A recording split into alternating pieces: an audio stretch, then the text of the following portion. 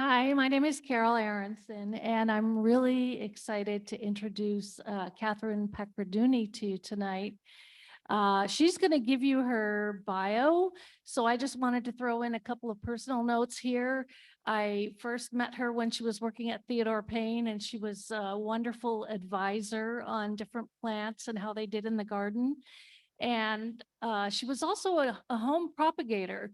And I have a desert willow and several datura that came from her hands, and I'm really enjoy all the time. And I've watched her career grow really tremendously. And when she told me about this microforest, it just sounded so fascinating. And so I'm so happy to have you guys here to hear about her work. Enjoy.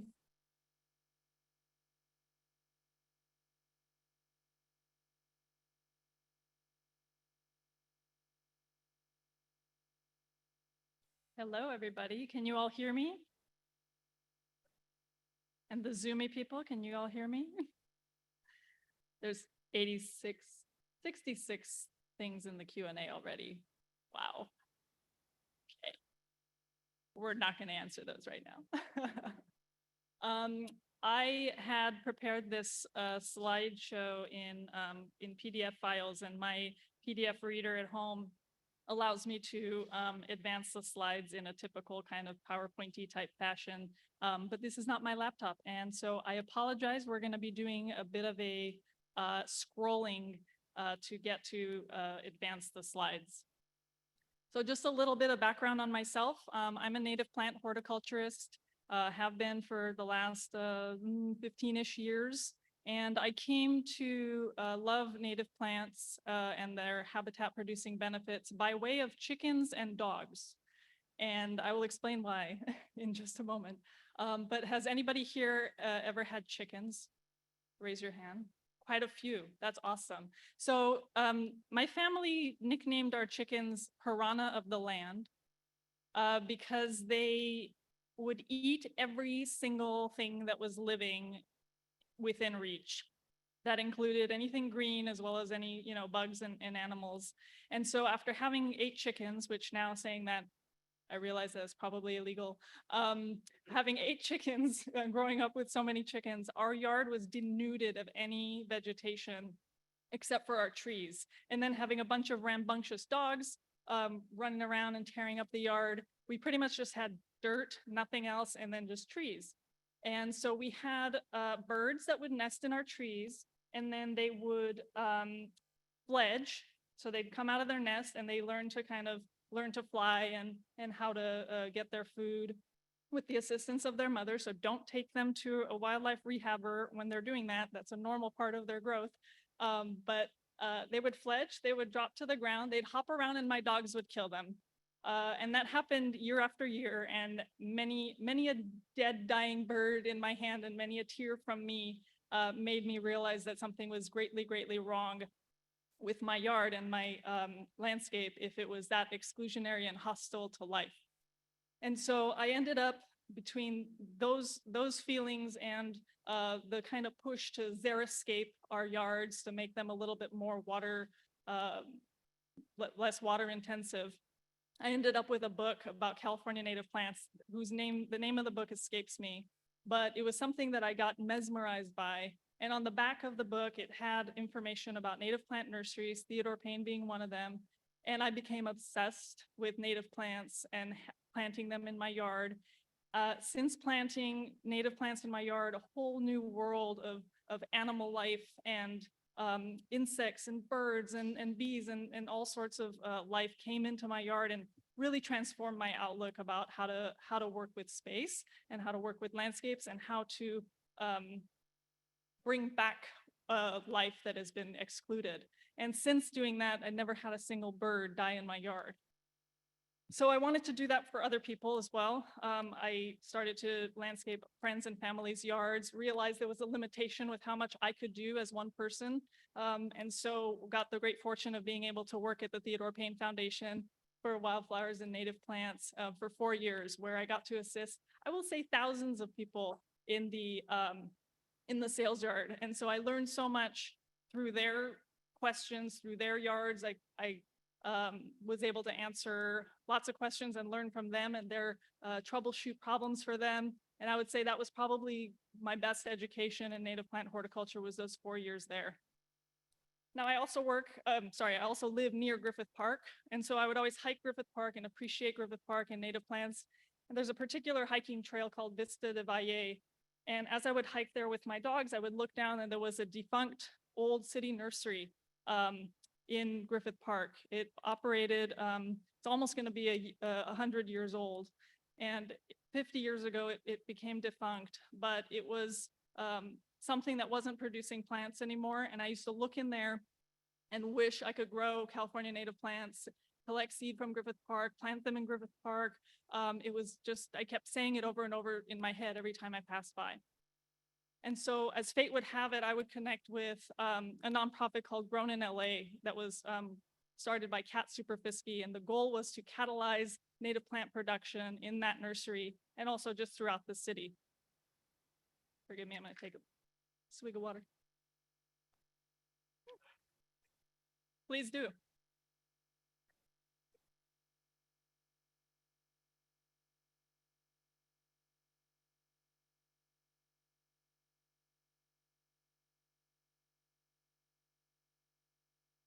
What does that mean?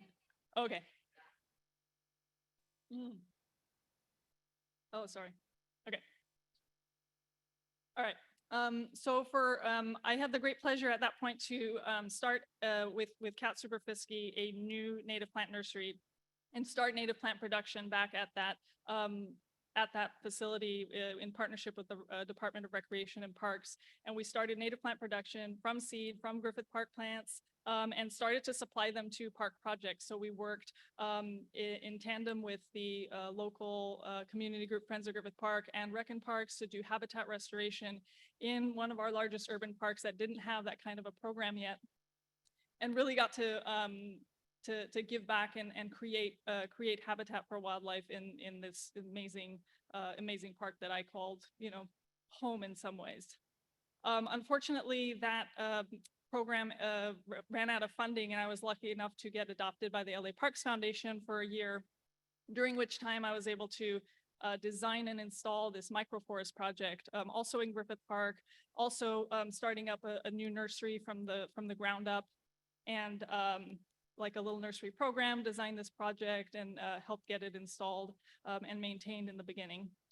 And now, very cool, I am now hired by the National Park Service and the Santa Monica Mountains Fund, and I am now the nursery manager for the Liberty Canyon Wildlife Crossing.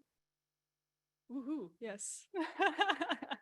Well, we are developing a new native plant nursery out in Agoura Hills to grow the native plants that are going to be planted on and on either side of the land bridge that's going to be created to allow the wildlife to cross. And so for any of you who are unfamiliar, whether on Zoom or in the audience here, 20 years of national park research revealed that the mountain lions of the Santa Monica Mountains and Simi Hills were repeatedly getting killed, obviously, by the 101 freeway traffic, but also the ones that weren't crossing were inbreeding. And so they were developing genetic deficiencies that would eventually, in the decades to come, lead to their extinction in Southern California.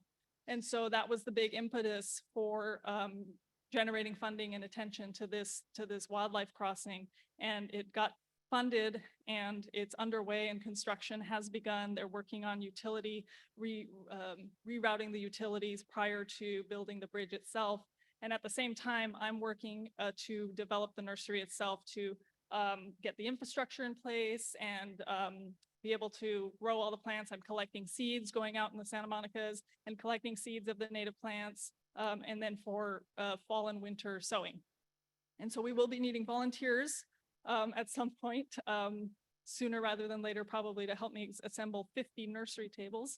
But that's a very, very cool project, and it's still very much in line and with my desire to create spaces that support other life. And so it's also in line with this concept of the microforest, except this is on a very big scale comparatively, but the kind of ethics behind it is the same. So without further ado, I will begin the presentation. Sorry for the scrolling again, guys.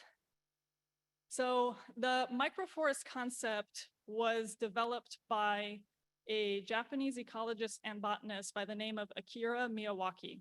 He was a pioneer of the Miyawaki method of afforestation, and he developed this method for rapid forest creation. And some of the things that make the Miyawaki method include the fact that indigenous species of trees and shrubs are exclusively used in the forest. It's the species selection is based on something called potential natural vegetation, which is the kind of vegetation that would occur there naturally based on the particular constraints of the site conditions, the climate, et cetera. So picking indigenous species that would work in that particular environment. The plants are to be planted very, very close together. So for the Miyawaki method, the trees are planted just over a foot apart from each other, which is pretty intensely close. And there's a very high ratio of trees compared to shrubs in the overall forest. It's mostly trees. And you can see on the left-hand side that the various 4 layers of the Miyawaki forest is the canopy tree, the subtree, and the shrub layers. It also includes a soil amending, tilling, mulching kind of component. So he recommended using manure and other organics to mix with the soil to increase fertility, also to increase water retention. All right. So to give you some examples of the Miyawaki forest method, I'm going to show you a couple of examples of Akira Miyawaki's forests himself, the ones that he created. These are obviously not micro, but the methodology is the same, whether it's micro or macro. In this case, this is a very industrial area of Japan. And you can see on the left-hand side are images of the saplings planted very, very close together from young saplings. These are not big trees when they're first planted. And on the right-hand side, that's 10 years later. So this created a very, very dense, fully stable ecosystem in a very short amount of time. This next example is a 50-year-old forest, also in an industrial area of Japan. This was planted in 1972, I believe, and this picture was taken in 2021. So Japan being a temperate environment, we can think, can this work in other environments? Well, here we have another temperate environment, but in Europe. So this is an example of a microforest this time with the same method, but applied on a smaller scale.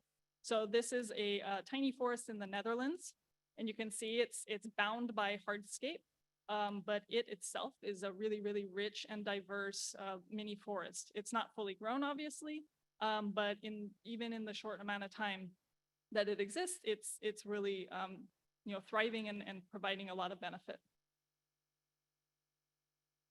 Another example will be this company by the name of Afforest.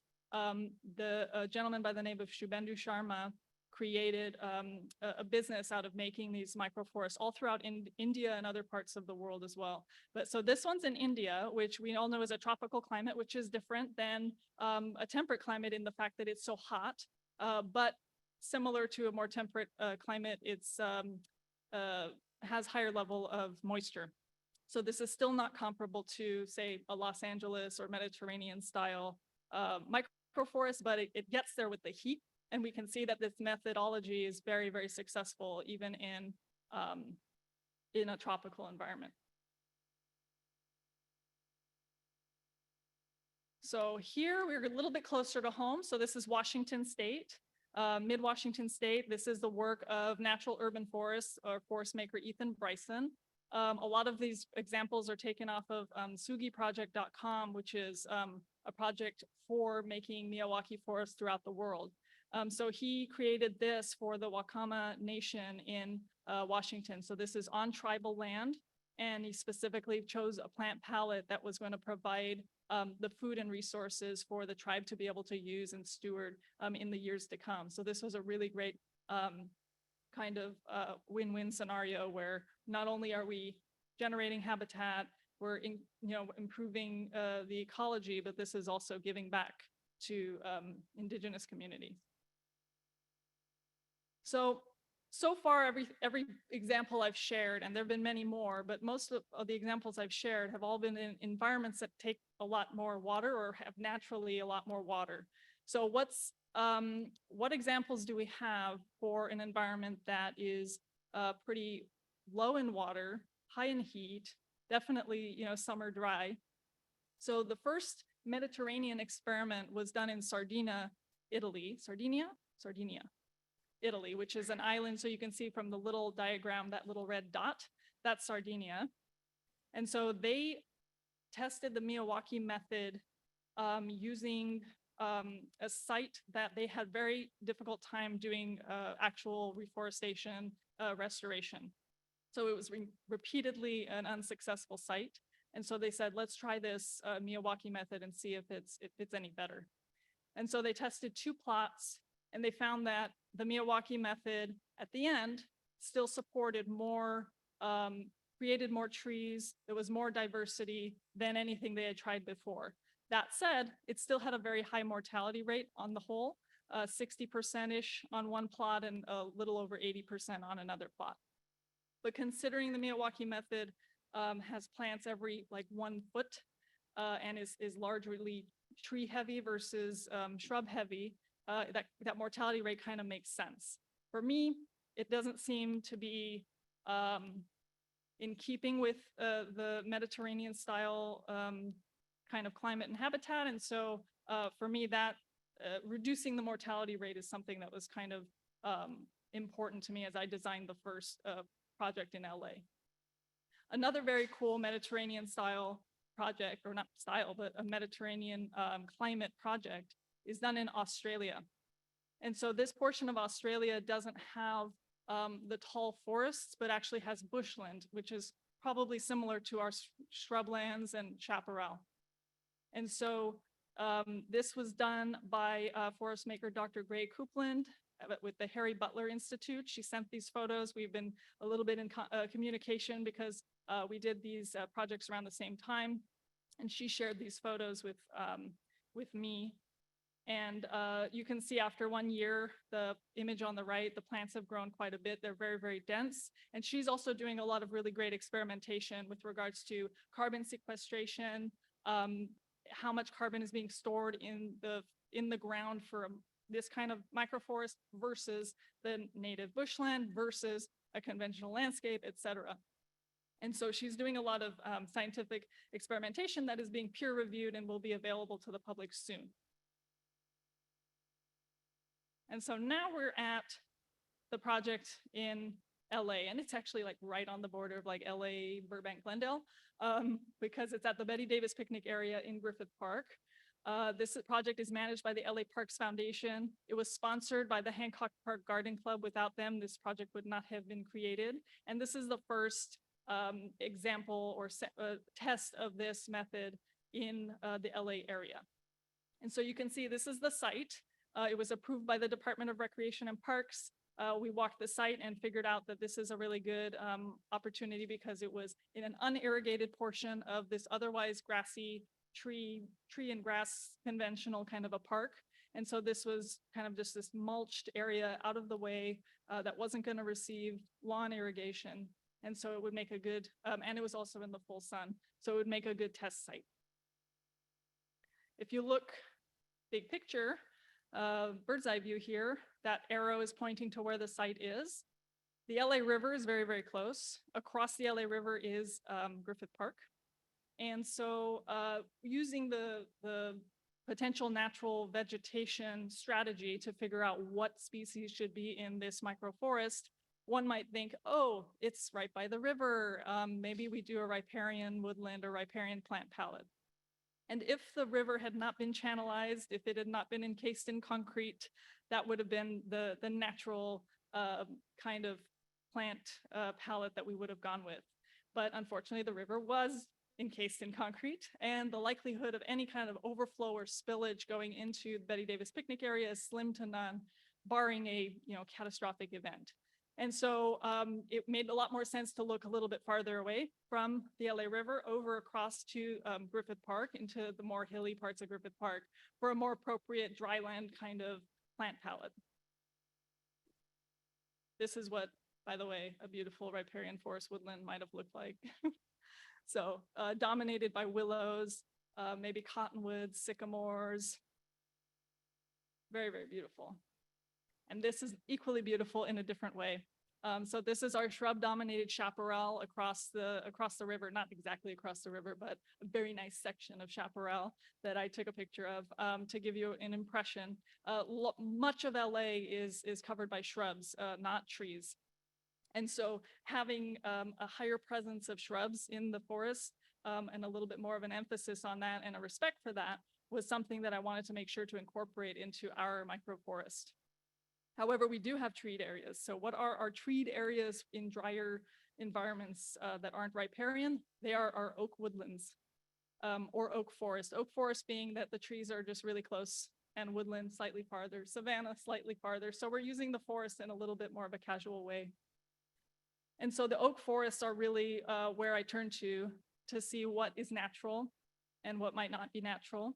And so using that guide, using examples in nature to figure out exactly what makes sense as far as tree spacing, our big canopy trees, how close they can be and still be healthy, how far they can be, and obviously maybe they wouldn't fit into a particular forest pattern. So really I was focusing on how close can they be and still do really well. So this was a really good example of trees growing together in a natural area, uninterfered with by people, to see if it is possible to plant trees pretty darn close. And so I use this and similar kind of groupings of oak trees to guide my spacing and plant ratios for our LA forest. And the other very sweet thing to look at is for young oak trees, they are often nursed by other shrubs, and natural succession always has lots of shrubs, and then eventually the oaks kind of succeed those and then become the dominant feature. But until then, shrubs, perennials, and oak trees are always growing together, not always, but frequently growing together. And so you have this little mass of vegetation that has a coast live oak tree, a coyote brush, a chaparral mallow, a golden yarrow, sagebrush, deerweed. This is all taken in the summer. So the things that look brown are actually all 100% native. This has like not a single weed in this mix, which is really kind of cool. Despite deerweed being called deerweed, it's not a weed. And so we have kind of like the pioneer and secondary and climax species all kind of hugging. And I think that's actually very healthy and very important, and is one of the features of this microforest, is that you're planting all this succession together. And here's kind of an example of a really healthy oak woodland. On the right-hand side, you have the mature oak trees, largely with their own leaf litter. They're inhibiting weeds on their own. And then outside the drip line where the sunshine is a little more prevalent, you've got all this like shrubbery, and you have all these young oak trees popping up inside the shrubs.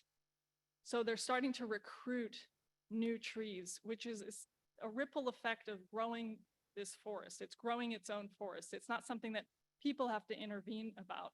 When it's structured in a good way, when the soil microbiology is healthy, forests grow and expand their influence on their own. So using these observations of nature in LA versus only taking what works in maybe more temperate environments, I made some adjustments to the Miyawaki method that I think customize it for our unique ecology and make it a little bit more successful, and would make it more successful considering our hot, dry climate.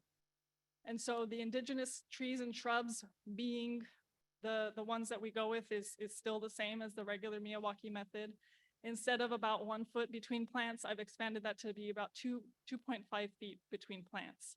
And the reason for that is I don't want to create a similar situation like in Italy, where yes, we ended up with a pretty good number of trees at the end, but we lost way too many So can we get the same kind of fast fill and weed suppression that a dense planting creates without planting them every 1 feet? I think so. And so 2.5 was kind of the spacing that I felt kind of accomplished that. There's a much higher ratio of shrubs and subshrubs. So if you can see here, my layers are canopy tree, tree, shrub, and subshrub, instead of canopy tree, tree, sub-tree, and shrub, without any of this kind of ground covering subshrub and perennial layer. So I think that is a really key difference. And then the soil treatment, I think that because of how sensitive our soil microbiology is, especially the plants' dependence on mycorrhizal fungi and such, I've opted for a no-till strategy with a case-by-case basis, potentially a composting strategy, and a definite yes on mulching. And so mulch was always part of it, but part of the Miyawaki method was also tilling the soil really, really deep, mixing in manure. This manure would be absolutely inappropriate for our native plants that thrive on nutrient poorer soils and leaner soils. But compost to introduce some microbiotic activity and life, if the soil is very degraded, is definitely an option still. So just to sum up between the two methods, you can see the layers are slightly different. I've included that low layer. We've reduced the density of the plants. These shrubs and subshrubs will form the majority of the forest instead of the other way around. There would be no tilling and manure, and we would have an earlier weaning off of irrigation. So instead of a 2 to 3 year irrigating the forest like is done in Japan, we would be begin the weaning off process by year 2. So it would be the first year to establish, and then we taper off. So by the second year, they're receiving very, very little compared to the first. So back to this actual project in Griffith Park. So on the image on the left, you see what the site looked like before we began work. The weeds, we cleared them from site. It was largely the mallow and fillory. And then we did a very kind of cursory survey of animal life as we were pulling the weeds. And so we saw some ladybugs and earwigs and a Jerusalem cricket, which are phenomenal. God, they're large. And ants, which was wonderful. And on the right, you see the site prep. Now, I talked all about just now not tilling the soil. And here it says we did minor tilling. And yes, we did do minor tilling. At the time that I started this, I wanted to be a little bit more in line with the original Miyawaki method. So I did do a little bit of tilling. And Seco Verde Inc. actually did this prep work for me. So thank you very much, Carol. And so we did minor tilling just to kind of make the soil a little bit easier for planting day. We were going to have lots of volunteers helping. And then we have a decomposed granite pathway down the middle, and we define these borders. And so this whole site is, for plantable space, is just under 1,000 square feet. So as far as plants, the species I chose were species that are going to be naturally found in an oak woodland environment. So you can see the species I picked in the top right corner. The images on the left just show a basic kind of diagram of the low kind of subshrub understory, shrubs, trees, and canopy trees, kind of just in a little designy thing. And these images can be found at the Hancock Park Garden Club's website on the Native Microforest Project. So these are all things that are available on the web if you wanted to look at them again. We had volunteers tag all the plants. So they tagged them with little silver tags, and they were each assigned a code because we wanted to keep track of both mortality rate and also how well they were doing in the landscape and how well they were growing. So we started to track the growth rates. And then on planting day, these are them. And so if you can see all the pots, more or less, we had a few 5-gallon, but generally speaking, all the pots are 1 gallon or tree bands and also 4-inch. So one of the hallmark things of the microforest project or and generally the Miyawaki method as a whole is that you're using small plants. This is not an immediate gratification thing. This is more like a habitat restoration style planting. So this is not to be planted in 5 gallons, even though we had a handful in this particular planting. And definitely not 15 gallons, not 24-inch boxes, none of that. You can put a 24-inch box mugwort in there. That would be weird. And so the plant placement is pretty simple.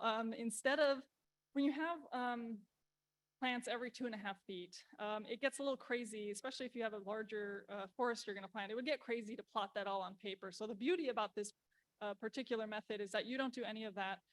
You calculate your plants so that you know how many plants per square footage, and then you just assemble it or put it down on the ground on the day. And so the strategy for that is you start with your biggest. All the big coast live oaks were spaced out equidistant from each other first. Then halfway points between all of those, you put your next layer of trees. Then between those, you put your shrubs. And then between those, you put your kind of subshrubs or understory. So it's very organic. The method is meant to be randomized. You're not supposed to put 2 plants of the same height right next to each other. So that's the whole point of this method, is not that you're putting competing heights right next to each other. You're putting something low next to something tall. You're putting something medium next to something super tall. And so when they start growing, they don't compete as much for the exact same horizontal space because they're able to kind of grow on top, I guess, of the others and compete less. And so that takes a little bit of tweaking. Once you start laying them out, you might do a little bit of shifting here and there. But ultimately, it's meant to be random. It's meant to be done not in a perfect grid or perfect exact kind of pattern.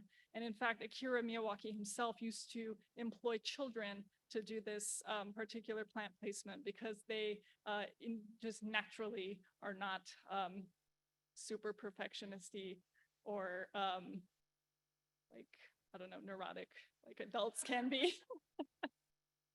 And so it's really nice to get people like involved and make it a much more natural process. And so we planted after the plants were placed, we planted the forest with the help of the LA Zoo Conservation Committee and other volunteers. So they came out, we planted, it took about 2 hours to plant 145 plants. The ground was pretty hard to dig in some areas, despite that little bit of tilling that we did.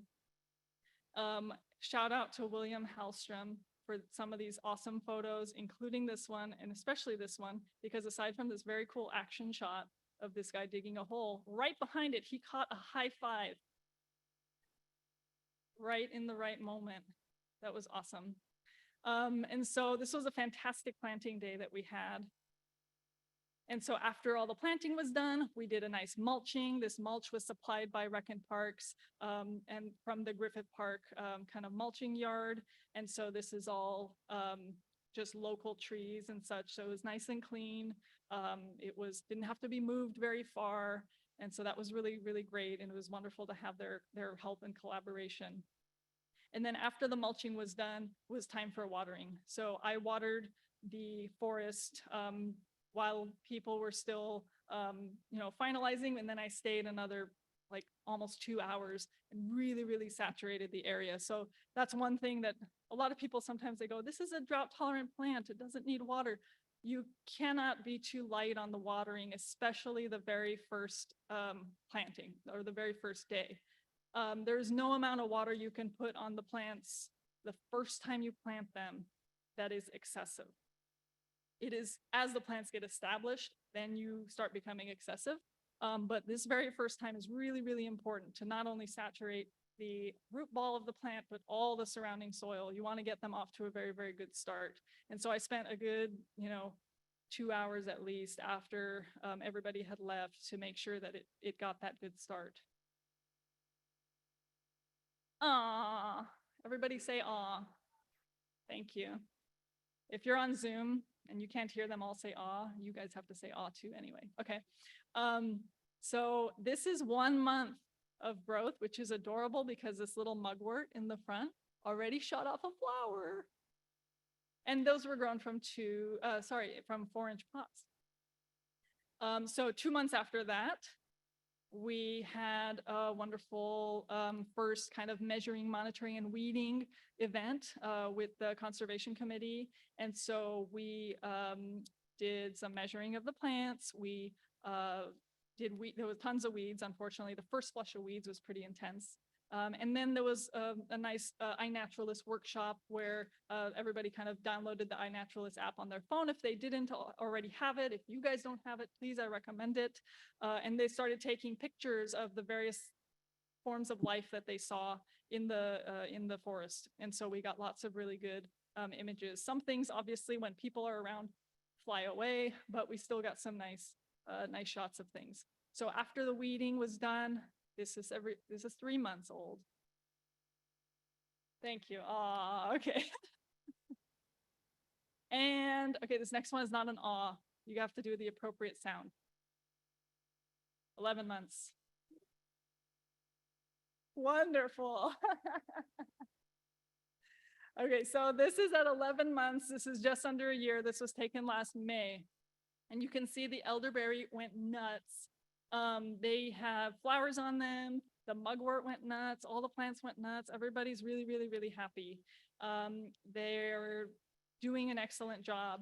I worked on it. I did the maintenance on it up till it's 5 months old. And then the LA Parks Foundation staff and volunteers have been tending it since then. So I can't take credit for all of it, but it's been looking very, very, very good.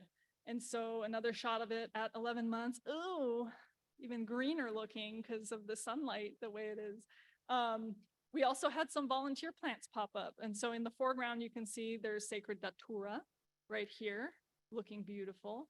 And that one came up on its own. We also had a lot of native morning glory. So not like the purple style morning glory that you would have in your house. This is a smaller kind of crawling, trailing vine that kind of clambers on other shrubs. And we had a lot of them come up naturally from the seed bank in the forest. Unfortunately, they clambered over everything and started to smother things and even took down one of our oak trees. So that had to be removed. I was not wanting it to be removed, but it was wise to remove it. And we had a ceanothus pop up spontaneously that I don't think survived. We have a Laurel Sumac that popped up spontaneously, no surprise, but we did keep it. And so, so you can see it's doing excellent as of May. And so, and next photo I'm going to show you, it's still doing excellent, but it's summer now. So 14 months old. So this is the summer phase of the same forest. And so you can see we have about half of the plants that are evergreen. They hold their leaves. They look green all the time. Doesn't matter if it's summer or winter, they're just green. And then we have maybe half of the forest that's summer dormant. So for those of you who might be new, this talk did get circulated to people outside of the horticulture community. So I will give just a little bit of background about summer dormancy just to set people's expectations and explain a little bit about it. So we're all very, very familiar with dormancy as it relates to winter dormancy. So in places where it snows, it's all normalized that plants shut down during that time. If they didn't shut down, if trees had leaves when it was freezing cold, their leaves would freeze and then they'd go, oh, I won't do that again. And so thousands and thousands of years of evolution have created strategies for trees to be able to survive freezing environments and extreme environments. And so what they do is they go dormant, they shut down, and they wait for more favorable conditions. We have the exact same thing. We have a similar thing, but it's about summer, and it's about drought, and it's about heat. And so instead of pushing out all your leaves when it's the hottest, when evaporation is going to be at its height, some of the trees say, oh, I'm gonna drop some of my leaves, and I'm gonna conserve my moisture, and I'm gonna hunker down, and I'm gonna wait for conditions to get more favorable. And so it's the same kind of strategy. It's the same kind of evolutionary adaptation, except it's in relation to heat and dryness. And so this is a really fantastic trait that's enabled so many plant species to survive this really harsh condition without our extra care and attention and watering. Now, if we only had summer dormant plants in the entire forest or in an entire garden, that would be pretty miserable in the summer. All you would have is dry brown twigs, and it wouldn't look very green. It wouldn't even be providing as much habitat as if there was some green in there.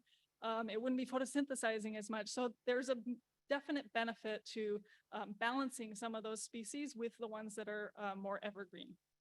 And so that's why in the forest we have a good amount of really evergreen species. Our coast live oaks, which are still pretty small, are all evergreen. We have numerous toyon in there that are evergreen. We have lemonade berry, we have coffee berry, we have holly leaf red berry. The mugwort is pretty evergreen, even though I think the ground squirrels are like taking pieces off of it. And the datura, which was a nice volunteer, is a warm season grower, so it actually does very, very well in the summer. On the right-hand side of this image, you can see we have rose hips. So we have California wild rose in here. And they are giving a little splash of color in the middle of summer. This picture was just taken yesterday. And so the flower finishes, and then you get the kind of seed pod fruit of it. The seeds are found inside. And it's giving you a little bit of, I don't know, festive. It looks festive. Festive quality. And so when you're at this particular forest, even in this summer phase of the forest, it's still humming and buzzing with activity and life. And so that's been one of the greatest joys of this project, is seeing how much life is visiting and kind of magnetized to this little plot. And what all these images that you're seeing are pictures that were taken at the forest. Most of them are were uploaded onto iNaturalist. Some are on my phone. A lot of them are taken by me, some by other volunteers. And so we're focusing in this image on insect life, or this slide on insect life. We've had beautiful moths, butterflies, bee flies, hoverflies. It sounds awful when I say flies, but I get to explain to you why all these are really, really cool. Ladybugs, everyone likes ladybugs, yay. Stink bugs, wasps. I'll also explain to you why that's awesome. Spiders, carpenter bees, regular bees, grasshoppers, katydids, just all sorts of different types of species that are coming and visiting just within the first months, frankly, not even in the totality of the year, but just a lot of insect activity right out off the bat.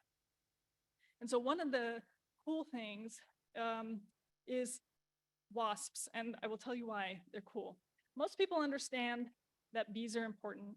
Most people understand that we need bees for pollination of flowering plants, that without bees, we wouldn't have flowering plants able to reproduce and have fertile seeds, which then produce other life, whether it's in the form of food that we get to eat or food for other life forms.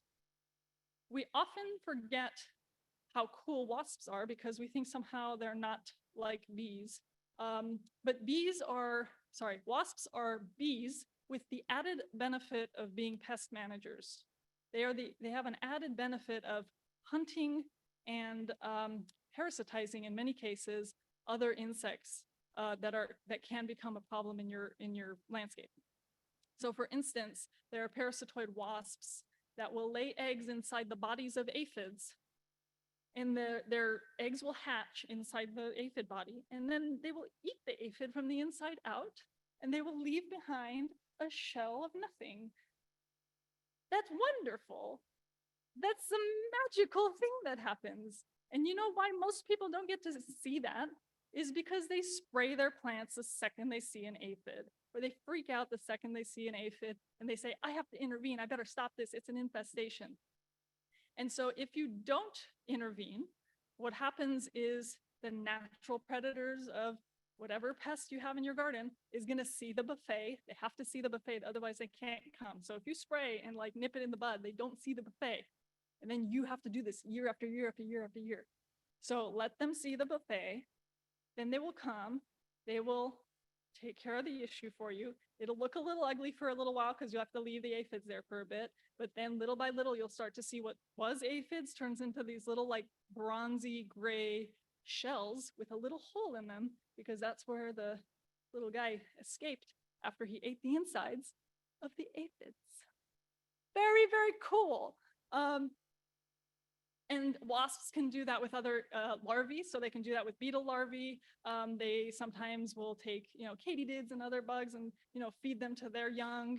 And so they have this really, really great role in the ecologically balanced world as being kind of that checks and balances for other insects that might get out of hand. And so if you intervene, if you say it's my job to deal with the pests, you're not inviting them into your yard to kind of take care of the issue for you.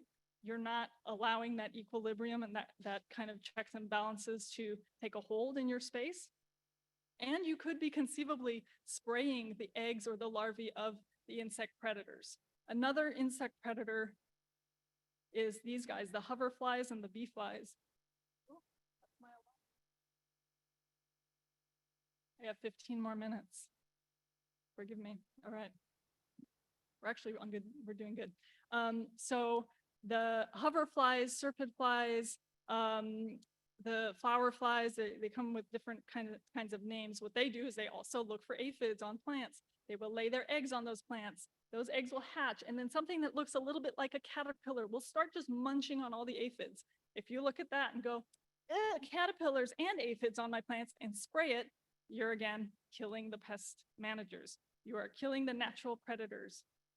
And so this microforest model is also kind of a live and let live model with regards to pest management and just letting life take care of itself, letting the natural checks and balances happen. So another really cool kind of explanation of the various wildlife that's visited the forest. Birds have been very hard to take pictures of once we show up to the forest because it's such a small forest, they kind of like take flight, but we have seen birds, we have seen hummingbirds and butterflies.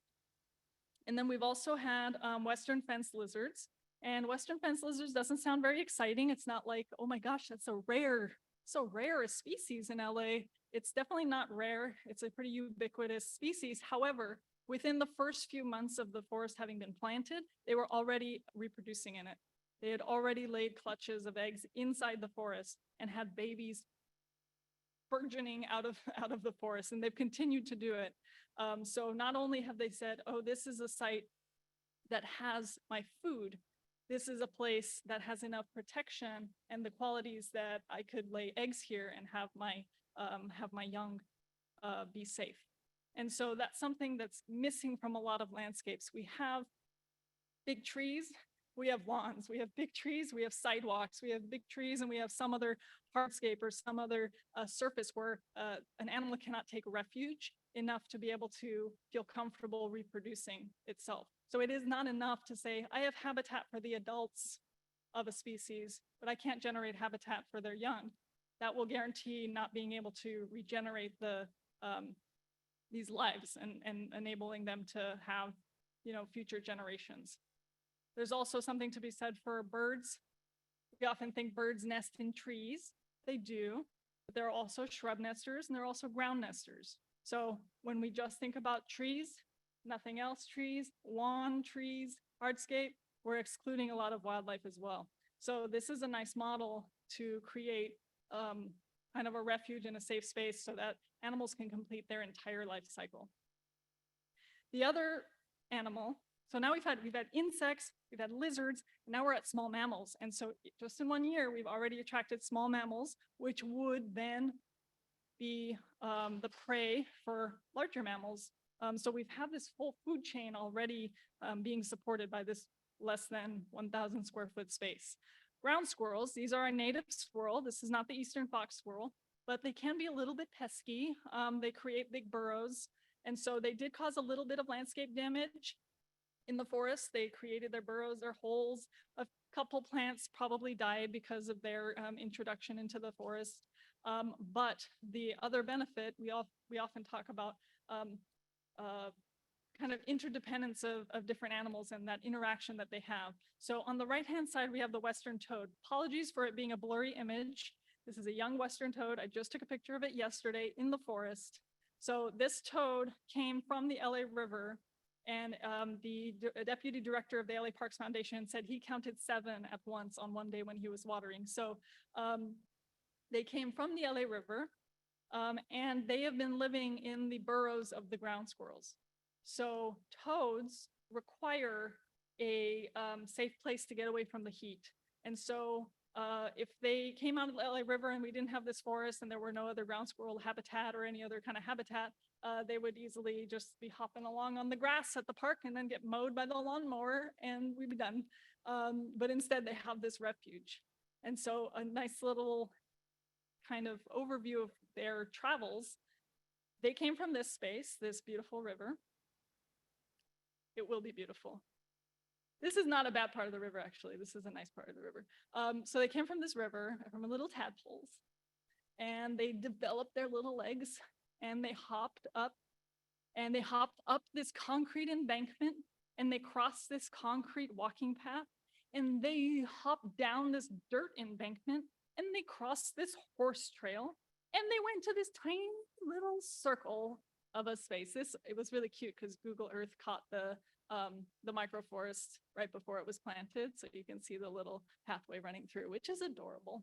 And so this tiny bit of space is supporting at a minimum 7 toads. And that's pretty remarkable and really, really cool that it's not only supporting so much insect life, which is why the toads go, ooh, yeah, my food is here and my home is here. I can protect myself, I can be safe, and my food is here. It's not just food, it's also the ability to find refuge. And so it's just one of the coolest discoveries that was mentioned almost casually, like, oh yeah, there are Western toads. It was like, what? That's so amazing. And so that was a really fun thing. And so just as the microforest above ground is attracting all this life and supporting all this life and providing refuge for all this life, we have to remember that that kind of stuff is happening underground at the same time. So we have this impression of photosynthesis is only about the plants taking in carbon dioxide and releasing oxygen. The stuff that happens above ground is the only thing we think about or care about.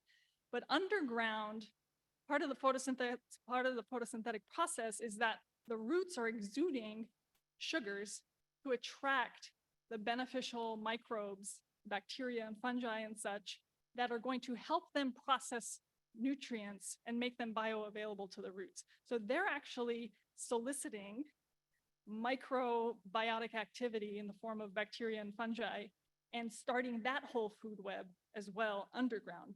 And that ultimately conditions the soil. It makes it, improves the soil structure. It makes the plants much more able to acquire nutrients, and it supports the health above ground as well. So this method, even though it's something, it can be applied over acres, it can be applied over a very small space, it's the same method in each case, and it is a complete ecosystem restoration from top to bottom. And so how does one do it? This would be your smallest plot. Forgive me, this is part of my backyard and it looks trashy. But this is a small 10 by 10. I just happen to have a 10 by 10 and that was just the perfect example. So it starts with site selection, making sure you have the right site that doesn't have maybe like underground utilities, that is in mostly full sun, 6 or more hours of full sun. You want to design your forest not by micromanaging what plants go where everywhere, but just the general shape of it. You need to calculate how many plants you have per layer, select the species per layer, prepare your site, and that's generally no tilling, potentially compost, and plant placement. Plant the forest, and then establishing and maintaining the forest. So that sounds really easy for me to just like tell it to you. And so one of the things that I'm working on with the help of my very good friend at Red Beak Studio is a new website called lamicroforest.com, because I want to take the guesswork out of this whole process. And so once this site is launched, it's going to take you step by step through how to make a microforest. And this is just a free how-to guide about, again, site selection. You just need to know how many square feet of planted area or planting area you have, and it will calculate how many plants based on the appropriate ratios for LA. It will have plant lists or species that you can select per layer and that are linked to the CalScape profile of that plant, so you can learn more about it. It'll have a list of resources, a list of nurseries, native plant nurseries where you can get these plants, and it will have an establishment and watering guide that is specific to the season that you're planting, with a suggested watering schedule based on the season you're planting and your soil drainage. So, so that is microforest so far in LA. And if anybody has any questions, one of my favorite things is the Q&A, because obviously there's a thousand things, 1,001 things I can talk about this, and there are obviously a lot of tangential questions we can go through. So thank you all for coming. Thank you all for listening. I appreciate it.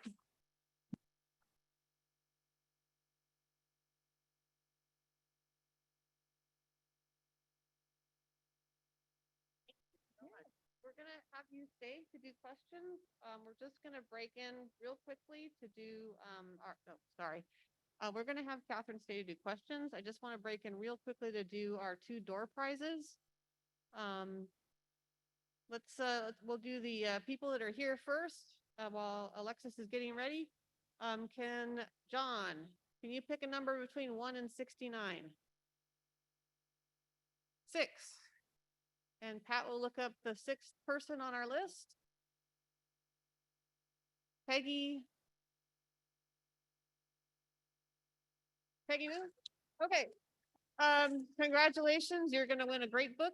See me afterwards. I'll get your address or email and we'll get your book to you. And then Alexis is going to do the Zoom door prize. And she has the wheel of names. Sorry, Ruth Smith. Online, raise your hand, Ruth Smith, if you're on our Zoom still. In the chat or a Q&A. Waiting for Ruth Smith. Anything? We do lose some people. So how about Liz Serrano? Liz Serrano, are you still with us? Raise your hand or put your name in the chat or the Zoom. Oh, Ruth Smith. Sorry, we're back to Ruth Smith. We will get in touch with you. Sorry, Serrano. We're going back with Ruth Smith. Thank you very much for attending on the Zoom. And now we're going to open the floor to Katherine for question and answer period.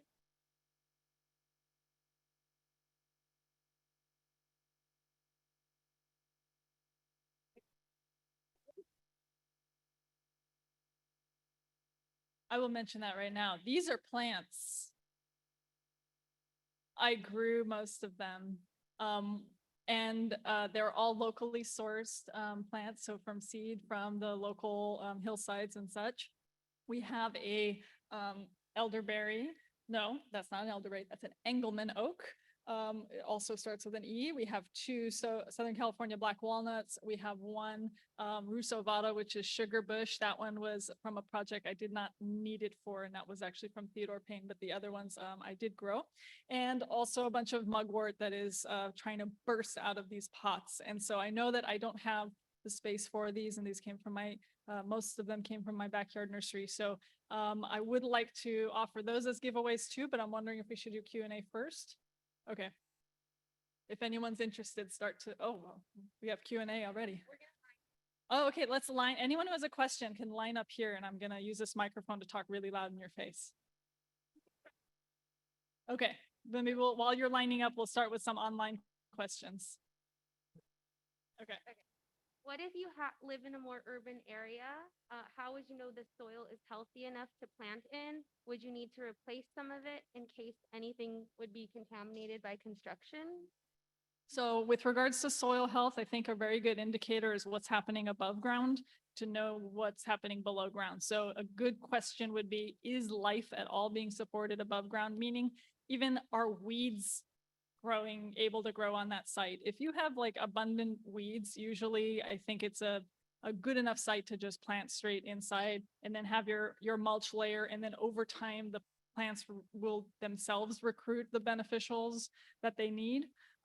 If it's something that you do want to test, rather than do a testing for nutrient levels, that's not really a very good indicator. It's better to test for micro organisms and kind of the microbiology of the soil. So I would recommend that you, I think it's soil, what's it called? You can get I will have a resource for this on the website when the website is launched. But you can go and have your soil tested, but replacing it, I think it's much better to plant it and let the plants kind of remediate the soil in a way. The likelihood that you have something super duper duper toxic and you are allowed to live there is slim. In the newly planted forest, would it be okay for a dog to be walking around if it was in your backyard? I would recommend fencing it from any creatures. So the forest we had at the public park, I mean, yes, it was a public park. And so, but we put a hog fence, we put kind of a wire fencing around it because there's a lot of off-leash dog activity there. So it still has the fence. Part of it seems to have like kind of collapsed, but it really did help protect it for the first year. So I would say it depends. If you have a tiny dog, it should be fine. Or if you have just like a really mellow dog, even if you have a really big dog, like my friend Tom, who has this enormous dog, but he's like a little gentle giant and he does everything you say, he would be fine with the forest. But many, many others, if they're like my dogs, they would just trample it. So protected ideally.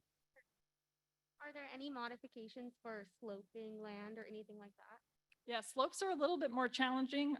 You may consider building kind of little berms and basins and such just to make sure the water stays on the plants. But otherwise, maybe erring towards the tougher and more drought tolerant of the species on the eventual species lists. You may not put something like mugwort. Mugwort might be better on flat ground, but maybe if California buckwheat as one of your subshrubs is an option, that would be something that would work. So it might require a little bit more research on Calscape to just see where the plants are and what kind of conditions they can take, but you want definitely something that can take a little bit less water, a little more abuse if you're putting it on a slope. And this will be the last question for online. So a lot of people are asking about what was the water schedule you used for the first year, supplemental watering that you did, and is Griffith Park still receiving any type of supplemental watering? So with regards to the watering, we planted in right at the start of summer. So that's something that's pretty atypical for native plant gardens is, or not gardens, but landscapes and installations is we planted just as the season was getting really, really hot and dry. I actually don't mind that because it kind of accelerates the growth. They grow really fast in the first few months and kind of like get an extra year's worth of growth out of it. So the original schedule for that particular site was every 4 to 5 days for the first month. After the first month, we did it, tapered it already to once a week. And then once it started getting cooler in the fall, it went to every 2 weeks. And so those were all deep watering. Now we're in the second summer and it's getting a light watering every 2 weeks. So no more deep watering. And what I would recommend is if deep watering is to be done on this kind of drought tolerant landscape, that you do it in the winter and you do it in the spring. Anytime between December and April, if we don't get a rainstorm that week, it's a really good idea to give it a nice deep watering to make up for the lack of rain. So if you have natural rain and we got natural rain 6 inches, you'll want to water in the winter and spring so that you raise that rainfall up to like 11 or 12 inches. And then the summertime is not the time to be doing deep watering. So it's the time to be doing some lighter irrigation, letting the plants do what's natural to them, which is if they go summer dormant, they go summer dormant. If they hunker down and just like stay gorgeous all the time, that's what they do. But giving too much excess irrigation is definitely kind of a recipe for disaster. The other thing to keep in mind is that a little bit of stress encourages them to make associations underground with mycorrhizal fungi. So if there are mycorrhizal spores present in the soil, they will want to form that association because that's what's going to help them get the nutrition and water they need is through those underground fungal networks. And so a little bit of stress is actually really healthy to create those relationships underground. And supplemental water, yeah, I think that was it.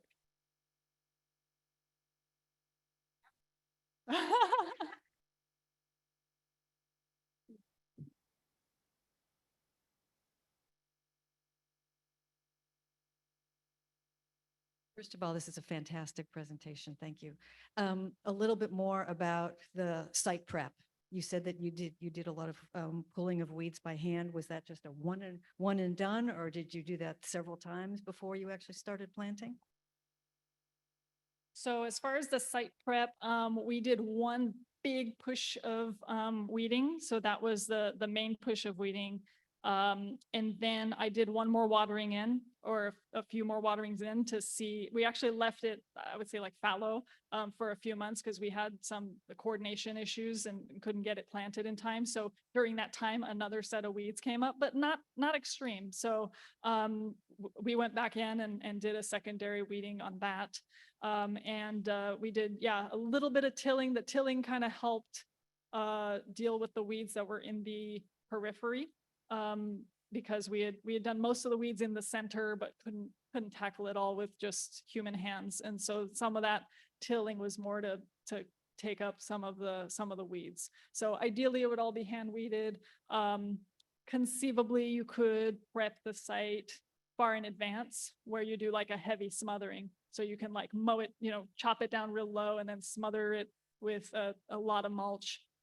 And that might actually do the trick for some of it, and then plant later, moving the mulch out of the way. But it was all kind of hand weeded.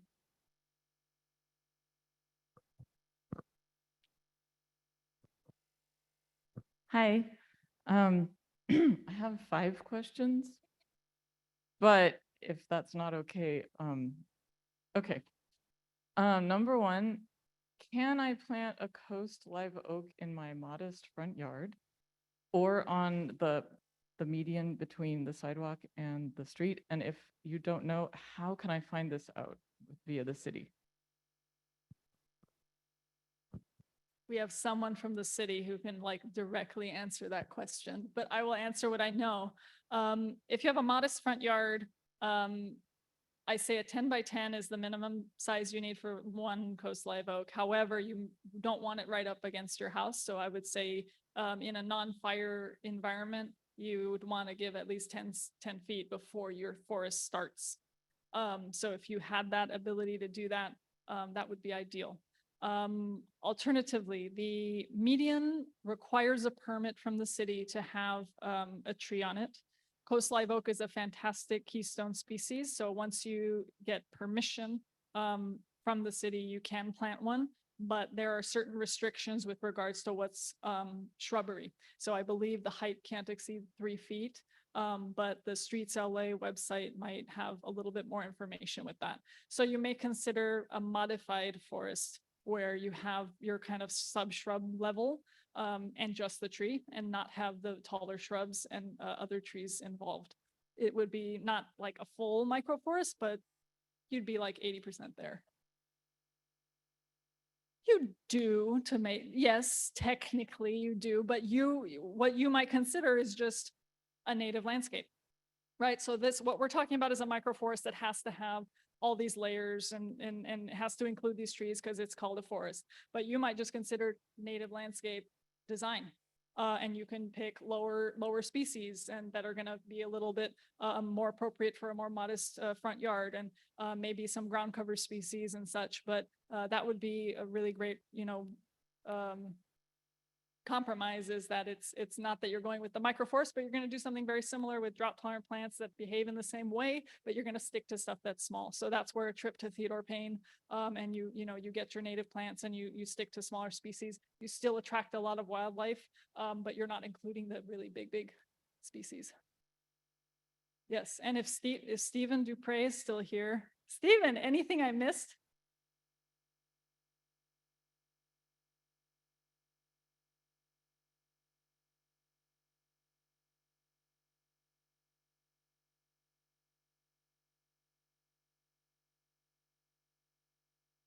Yeah.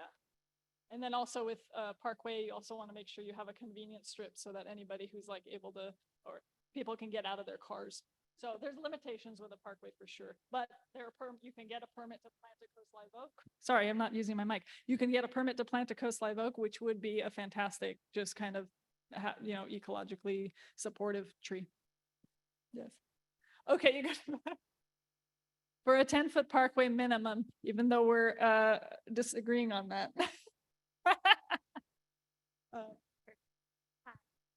Hi, great talk. When you pick the plants for the microforest, what are the criteria? Is it the fastest growing or the most drought resistant or the most beneficial to the ecosystem and the native animals? What do you choose? Yes, was the answer to that. No, not necessarily fastest growing. There's a mix of fast and slower growing in the forest. So you could see like a lot of that real big initial growth was from like the elderberries are going to grow super fast. The coast live oak will be probably your slowest tree. So there's a mix of fast and slow. And then drought tolerance is really important unless we're doing a riparian palette. So I want to kind of potentially explore that option with the new website. Is maybe there is a scenario that gets flooded. Maybe you're putting this specifically in an area that's going to get inundated with water because it's your like bioswale or something like that. Maybe we do a riparian palette for that. But in particular with this particular oak palette, it is for drought tolerance and including as many keystone species as possible. So species that support the most number of other life forms.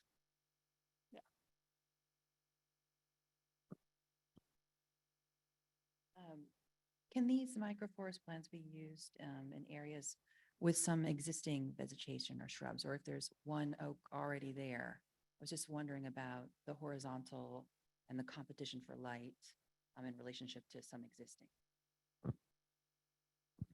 You would probably be able to fit it such that you can, it depends on the species. So if it's a species that might already naturally be, like say you have a toyon and you want to plant a microforest around this one toyon, I think you should go for it. It's a compatible species and just pretend that that was one that you had planted and plant things at its base. However, with an established drought tolerant plant, you also have to be sensitive about when you're planting and when you're watering, because if its roots are really already established and you say decide on it, I'm going to do a summer planting, and then you're watering these new babies with a lot of water at a mature, plant, you can make the mature plant suffer. So for that, you would definitely want to do a late fall or winter planting and then wean off the water sooner. But if it's a compatible species, meaning it's one of our local species that might otherwise be found in a microforest, I'd say go for it, even if it's not. And you're going to get what, like 80% of a microforest in versus none. I say go for it. Yeah, generally the way that I'm designing it is for if you're at a blank slate, but you can certainly include other plants and create a forest, and you're also just gonna have natural succession. So one of the things that is important I forget who says it, maybe it was you, a garden is never finished. That's my favorite quote of yours. A landscape's never finished, plants are never finished.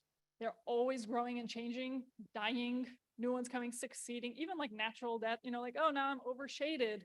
Now I'm going to just like leave this part. This shrub is going to become dominant. So that's the kind of beauty of this, is that you're watching the whole succession happen before your eyes, and you get to see the natural process. I hope that answered your question. What's your other 10 questions for me? I'll try to narrow them. Okay, this one's short. Are mantises beneficial? Because I planted, there's a lot going on in my property right now. And earlier in the summer, I got to designate one space for native plants only. So I have a Palo Verde, a couple of mallows, some buckwheats, etc. And there are mantises on the Palo Verde, but there's also wasps and bees, and mantises will eat anything. So it's all good. Okay. Okay. Great. Thanks.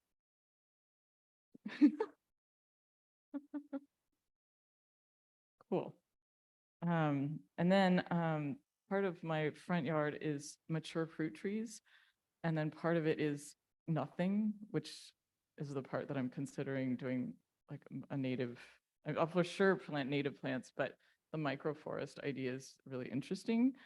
And I was wondering if there are any native plants that I could combine in the fruit tree area, because they need different kinds of, or they just don't need nutrients.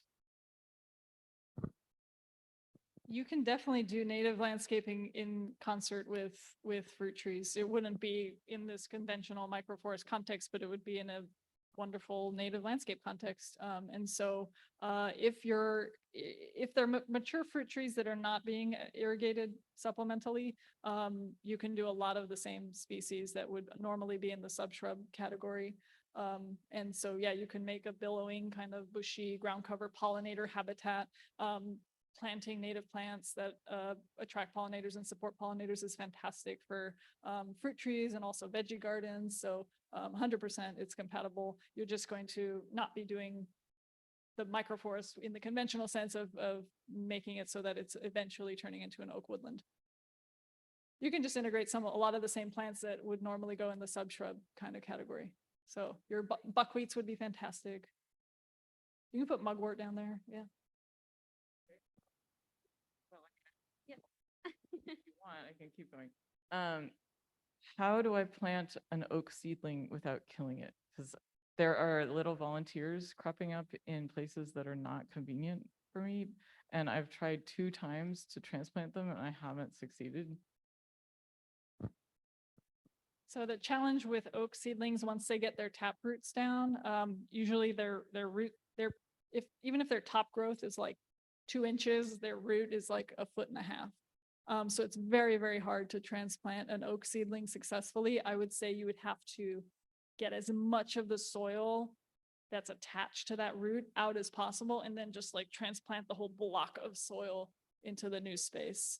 The taproot goes very, very far, and that's what makes them so successful at surviving harsh conditions, is that initial push, and all that energy is from the acorn itself. So that first push of the taproot, that energy it needed is taken from the acorn.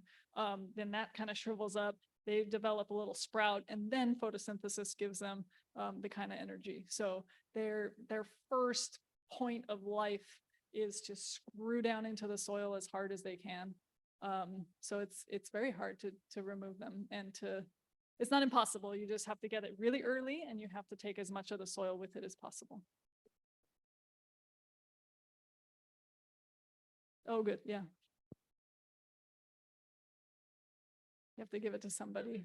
Give it to somebody with space. All right, last question? Okay, good.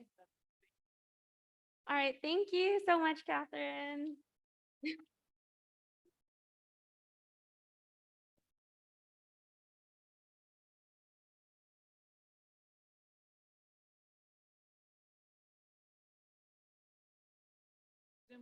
We're gonna do the plant giveaway. We're gonna shut off Zoom.